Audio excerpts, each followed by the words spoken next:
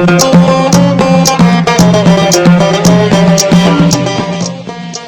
use of traveling is to regulate imagination by reality, and instead of thinking how things may be, to see them as they are. Samuel Johnson. For us, Christina, Radiana, Lavinia, and Daniela. The context for discovering things as they were was a field trip to Morocco, during which we explored the impacts of authentic accommodation on tourist experience and local communities. Our primary research data is collected at traditional gîtes in remote areas in the high Atlas Mountains and in the desert of Sahara. Throughout this podcast, we will outline the importance of our topic, our key aims and objectives, the context and limitations of research, our findings, a critique of authenticity, and our conclusions. But why is our topic worth looking at? Stating that academic journals focus on recurrent hypotheses, McCutcheon and Prideaux established the concept of academic myths of tourism. They identified the myth tourism provides a range of positive social benefits, which suggests that this theme has been repeatedly studied. Therefore, there is a threat of overlooking its effects, such as loss of authenticity and values of the destination through commodification.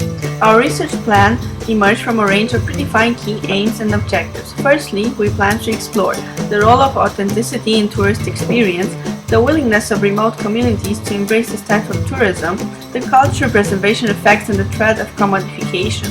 Our research objectives were related to methodology, collecting primary data from stakeholders, constructing a profile of the tourist on the quest for authenticity, and synthesizing the collected data with explored academic and empirical evidence.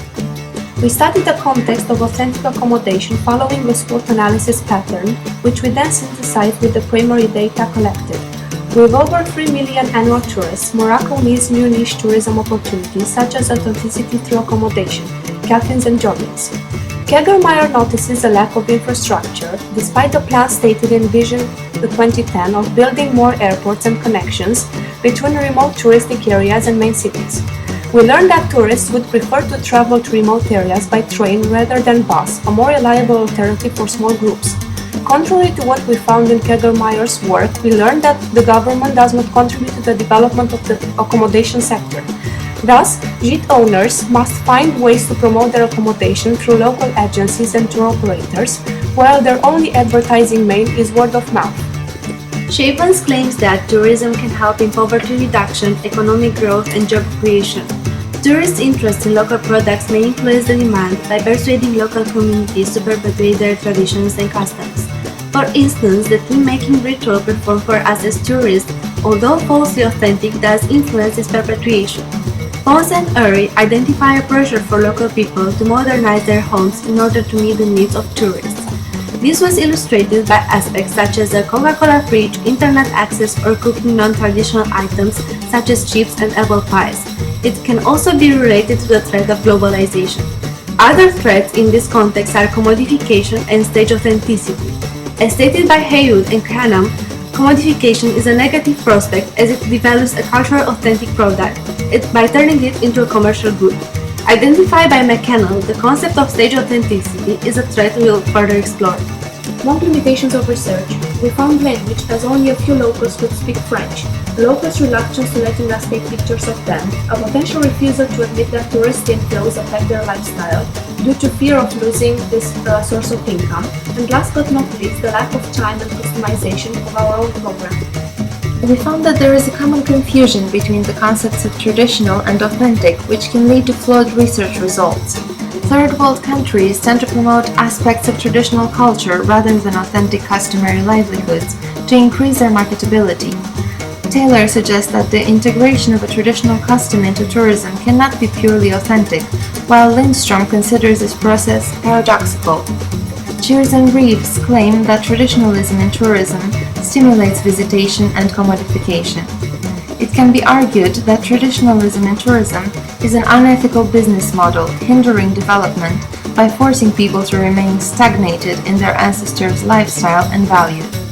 Various authors such as Littrell et al., Pierce and Moscardo argue that perceived authenticity depends on tourist interpretations. Interviewed tourists have various perspectives over authenticity in accommodation. Our gîte owner estimated that only about 30% of the tourists he receives are looking for authentic accommodation and food experiences, while 70% were there for adventure tourism and saw accommodation as a complementary incentive. Tour guides can also shape the way tourists feel about places, making their experiences convincing through the use of interpretive materials. Reisinger and Steiner, 2006. They ensured that in the desert we are led to believe that we are living an authentic Berber experience, although we were never more than 15 minutes away from a hospital. There is therefore a vast backstage process to authenticity, which interviewed tourists would like to discover. What do you think motivates them to come here? What are they interested in? What do you show? Do you show them like how to make tea, for instance? Or yes, so the most important things which is for the guests when they come here, they learn many different things from us, from our culture, from our Moroccan food, by the way, especially like the cooking classes, which is how the people they make like a tea ceremony, which is to show them how the tea does, how we make tea.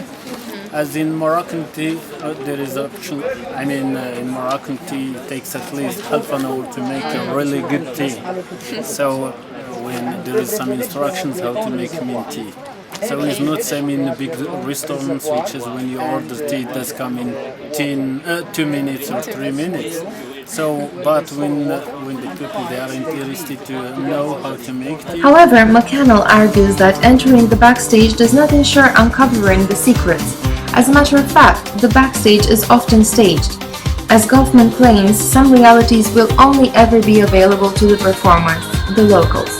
For instance, the mint tea making ritual only feels like a backstage performance intended to meet tourism demands. Another significant occasion was being offered dates with milk at Kasbat Tutkal, an old Berber hospitality tradition no longer practiced. These events both highlight applications of commodification. We discovered that stage performances do not necessarily exclude authentic values. At the Women's Cooperative of Tifawin, staging the process of jewelry and carpet making was only partially for tourists. With no education, people are using traditions to improve their children's future. This reflects Cohen's perspective that staged authenticity protects a fragile toured culture and community. We also learned that authentic tourism through accommodation is after all a business. Providers are using their ancestors' culture with a view to diminishing poverty.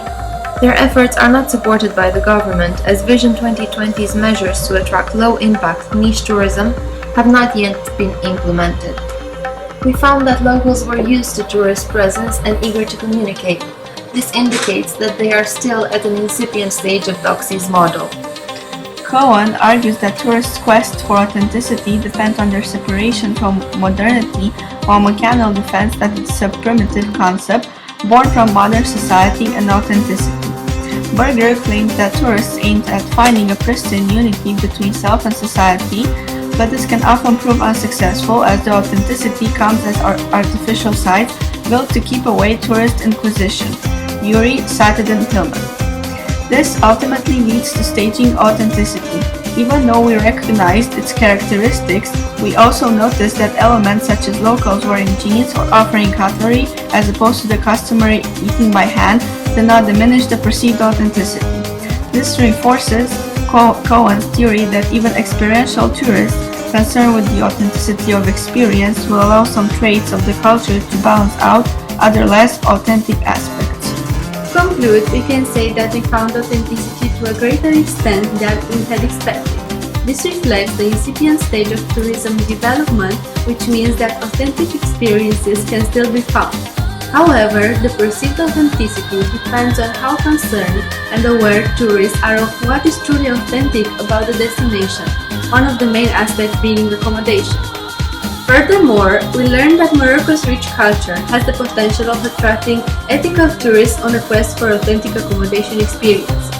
The locals are still within the euphoria stage of tourism development, therefore they are happy to receive and share their lifestyles and homes with tourists.